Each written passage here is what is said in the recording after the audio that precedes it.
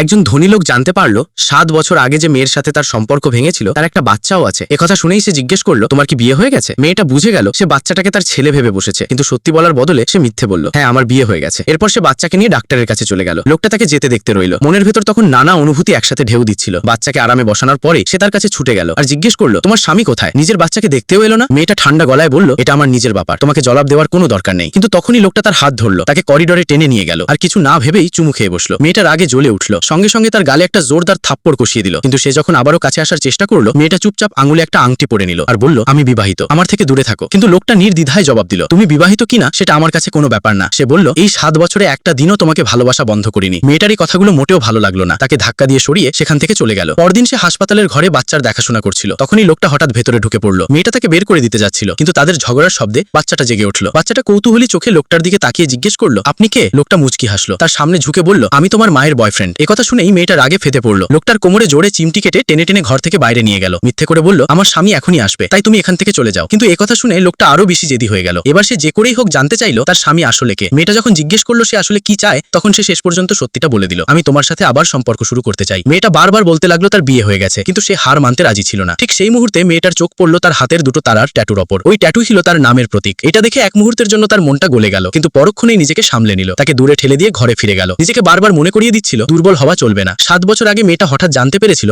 লোকটার মা তার বাবার প্রেমিকা। সত্যিটা তার জন্য ছিল এক বিশাল ধাক্কা। বাড়ি ফিরতেই তার মা সরাসরি জিজ্ঞেস করলেন, তুমি কি সেই মহিলার ছেলেকে ডেট করছো? মেয়েটা মাকে সম্পর্কটা মেনে নিতে অনুরোধ করলো, কিন্তু তার মা এই সম্পর্কের ঘোর বিরোধী ছিলেন। এমনকি জোর করে মেয়েকে বিদেশে পড়তে পাঠিয়ে দিলেন, যাতে দুজন চিরতরে আলাদা হয়ে যায়। বিদেশ যাওয়ার আগের রাতে মেয়েটা ইচ্ছে করেই লোকটাকে মিথ্যে বলল, আমি আর তোমাকে ভালোবাসি না। তাকে অনেক কড়া আর মন ভাঙা কথাও শোনালো। লোকটা বারবার তাকে থেকে যেতে কাকুতি করতে লাগলো, কিন্তু সে বাধ্য হয়ে পাথর হয়ে রইল। সময় গড়িয়ে গেল, পুরো 7 বছর কেটে গেল, কিন্তু লোকটা কোনোদিনও বুঝতে পারলো না সে হঠাৎ সম্পর্ক কেন ভেঙে দিয়েছিল। আর এখন 7 বছর পর দুজনে আবার দেখা হতেই সে ঠিক করে নিল এবার যে করেই হোক তাকে হারাবে না। সে এটাও জানতে চাইছিল তার মনে এখনো তার জন্য কোনো জায়গা আছে কিনা। তাই একটা পরিকল্পনা করলো। ইচ্ছে করে একটা নকল গাড়ি দুর্ঘটনা ঘটালো আর বন্ধুকে দিয়ে সেই খবর মিডিয়ায় ছড়িয়ে দিল। মেয়েটা খবরটা দেখতেই বুকের ভেতর ধক করে উঠলো, সঙ্গে সঙ্গে হাসপাতালের দিকে ছুটলো। ওদিকে লোকটা তাড়াতাড়ি চোখ বন্ধ করে মারাত্মক আহত হওয়ার ভান করতে লাগলো। কিন্তু মেয়েটা যখন দেখলো তার কোনো গুরুতর চোট নেই, তখন স্বস্তির একটা লম্বা শ্বাস ফেললো। এটা দেখে লোকটার পুরোপুরি বিশ্বাস হয়ে গেল সে আজও তার ভাবনা করে। সে আবারও তাকে বলল, আমার কাছে ফিরে এসো। কিন্তু এবার মেয়েটা রেগে গেল, আঙুলের আংটি দেখিয়ে বলল, তুমি আমার সংসারে তৃতীয় মানুষ হতে রাজি, কিন্তু একবারও কি জিজ্ঞেস করলে আমি তোমার সাথে ফিরতে চাই কিনা? তার চোখে তখন স্পষ্ট হতাশা। মেয়েটা আরো বলল, যারা অন্যের সংসার ভাঙে তাদের আমি ঘেন্না করি, তাই আমাকে আর জ্বালাতন করো না। কথা শুনে লোকটা ভেঙে পড়লো, চোখে পানি এসে গেল। মেয়েটাও তাকে এই অবস্থায় দেখতে পারছিল না, কিন্তু নিজেকে সামলে নিয়ে অন্যদিকে মুখ ফিরিয়ে নিল। তারপর আস্তে করে বলল, সত্যিকারের ভালোবাসা শুধু পাওয়ার নাম না, যাকে ভালোবাসি তাকে সম্মান করতে জানাটাও ভালোবাসার অংশ। এটুকু বলেই সে পেছনে না তাকিয়ে সেখান থেকে চলে গেল।